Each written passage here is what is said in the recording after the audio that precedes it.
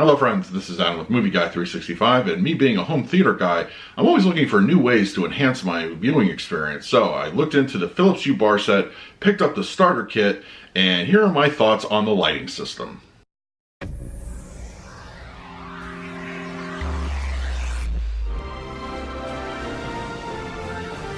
The channel, please hit the like button, subscribe, hit that bell notification. I put out videos every single day. You can also find me over Twitter and Instagram at MovieGuy365, as well as over at the Disney Magic Hour podcast. I will leave a link for that in the description. All right, so it's a little something different today. We're all home theater people. We all like watching stuff on our various TVs, whether you've got an OLED or QLED or whatever you have. But at the end of the day, we kind of always want, a cool experience when we're watching a movie. Whether you watch it in the dark, with lighting, there are several options to go by, and I don't feel anything is inherently wrong with any option, but sometimes you want to just kind of spruce things up a little bit. But I decided, after seeing a lot of posts and people putting lighting behind their TV, I did a lot of research. So ultimately, I'm going to check out the Phillips Hue lighting system, which consists of 2 bars, a hub, and as you can see, I went and got a 3rd bar because I just feel that overall a 65-inch TV would probably give you a little bit more, to work with as far as coloring and testing it out. Now, I'm really going to just talk about the ambient lighting effect and how I feel it works and the app and all that sort of thing, give you my impressions, whether it's worth it. Now, they also have something called an Hdmi Sink Box, which I will also talk about and break that down. But first, let's take a quicker look at the boxes behind me, see what comes inside, and then I'll be back to give you my impressions. So basically what we have here is I got the starter kit, which includes 2 of these boxed in, which separately are about $70. And it also comes with the hub. So that makes everything work. That gives you all your connectivity. But you control directly from the app, as you can see in the photo there. But yeah, this is really what the bar looks like. So yeah, as I mentioned earlier, I did opt for 3. I thought that would cover a 65-inch fairly well and give me a little bit more color options. So as you can see there, it gives you all the details. And then if we focus right here just on the kit, like I said, it comes with the 2 bars and the hub. And the hub itself is about $50, I believe. So you're really getting a good deal with this. I got this during the holidays, and it came with a gift card. So out the box, I paid for everything, including this, about $120.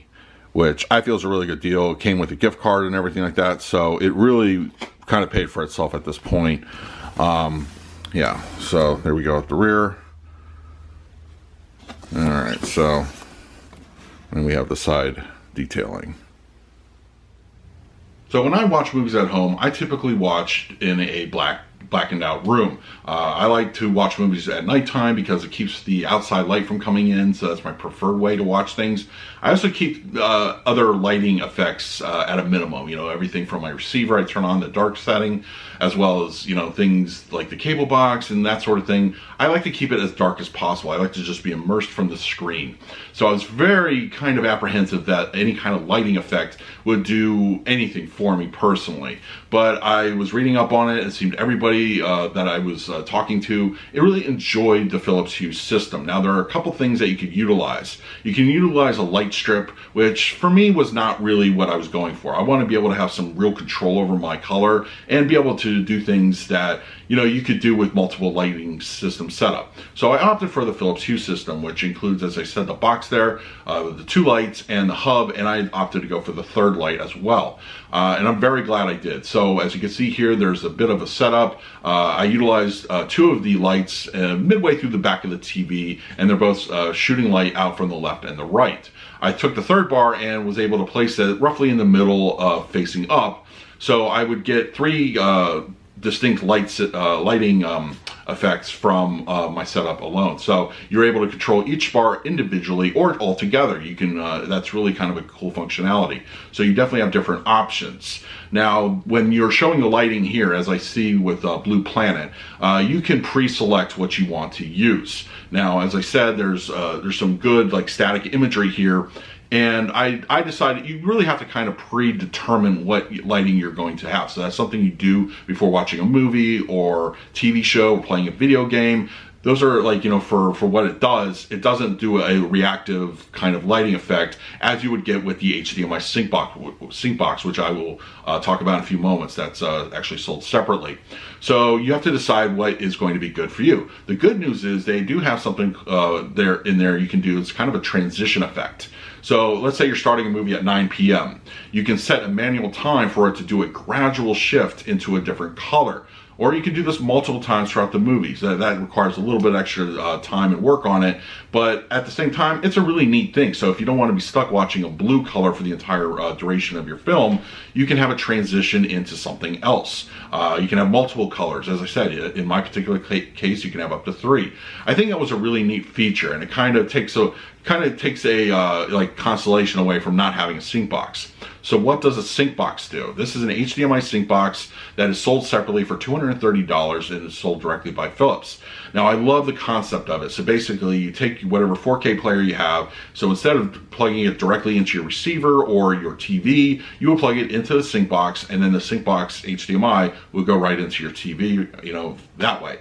So what that does is it takes how many lights you have on the back of the TV, in my case 3, and it reacts to what's happening on screen. It is able to read the color palette that is happening and match it beat for beat depending on your scene. You can set the intensity to low, so it's very subtle and not as frequent, or you can set it really extremely high. I found I really would, you know, after a demo of utilizing the AirPlay feature off of my PC, I found the high setting to be very distracting. It's good for, you want to show off a thunderstorm or something like that on YouTube, as you see here. But for the most part, I would say the more subtle feature, like I would say the middle range, is probably where you want to go for your average movie. But as I mentioned about the sync box, it is a sold separate feature, and in my opinion, it's not worth the $230 presently. It does HDR pass through really nicely. It reacts to those colors nice, you know, very, very good, but it does not utilize Dolby Vision or HDR10 Plus. That to me is almost unforgivable for this one. Yes, this is the first model for this particular device, so I expect a little bit of lack of features and, you know, that sort of thing. But come on, Dolby Vision is very frequent and commonplace amongst people that watch 4K. So not having this is just crazy to me.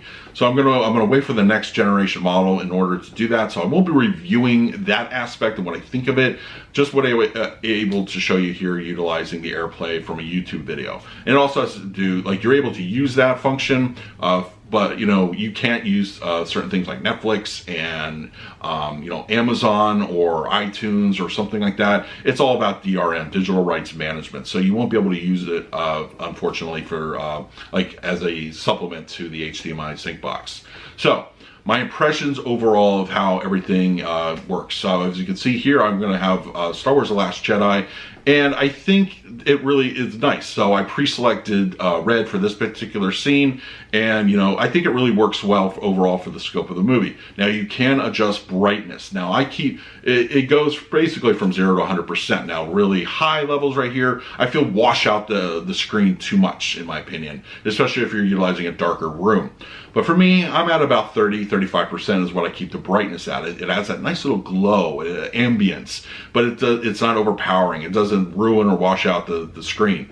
And as I said earlier, you can do transitions. So I did a transition directly going from all red to red and blue. And I think that's kind of a nice little effect you can do. As I said, it takes a little extra work if you want to do multiple transitions throughout the movie, but you know, it's an experience. It's just something you want to do. But for most people, I think they just want to stick to the static imagery just from the out-of-the-box functionality of the lights.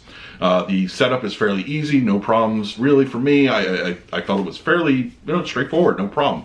But if you want to really see how to set up, obviously Phillips will have instructions on their website. But yeah, overall impressions, I think this is actually a cool feature. I will say most likely I'll be watching with the lights on during my future movie watching at home. And you know, it's fun to play with. There's a lot of things you can do with the app. You can take a photograph from your phone and you can utilize color from that, directly from that picture, and that's what will show on as far as whatever light you decide to assign that to. It's really neat. There's a lot of cool features. I think it's a lot of fun. I'm anxious for the future generation of the Sink Box. Hopefully that'll come out this year. theater, and we'll get some proper Dolby Vision support from that one, and it'll be neat. I would like to do a separate review for that one when it comes out. But yeah, my impressions of this whole setup, I think it's cool. I think if you're somebody who likes to watch things with a little bit of light, or even if you want to try something, if you're all used to a black room, I think it's something cool. I think it's a lot of fun. I would recommend waiting for a sale, because these things get very pricey, and I got mine, as I mentioned, for the cheap. So I was very anxious to check this out, and I think it was well worth the money. So let me know in the comments below if you utilize something like this for your personal home theater and what your impressions were. In the meantime, please like, subscribe, hit that bell notification. I put out videos every single day. So until next time, this is Adam with Movie Guy 365. I will see you at the movies.